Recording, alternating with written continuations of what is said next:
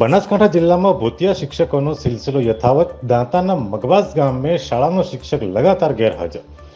દાંતા તાલુકાના મગવાસ ગામેથી ફરી એક ભૂતિયો શિક્ષક સામે આવ્યો છે। સતત ગેરહાજર રહેતો હોવાથી બાળકોના અભ્યાસ ઉપર અસર પડી રહી છે। 3 દિવસ પહેલા જ પાંચા ગામથી એક શિક્ષિકા મળી આવ્યા હતા, જે ગેરહાજર હોવા છતાં ચાલુ નોકરી પર હતા। મગવાસ પ્રાથમિક શાળામાં ગણિત અને વિજ્ઞાનનો શિક્ષક છેલ્લા 1 વર્ષથી લાપતા હોવાથી બાળકોને શિક્ષણ ઉપર માઠી અસર પડતા વાલીઓ દ્વારા લેખિતમાં ટીપીઓ અને ડીપીઓને જાણ કરવામાં આવી હતી।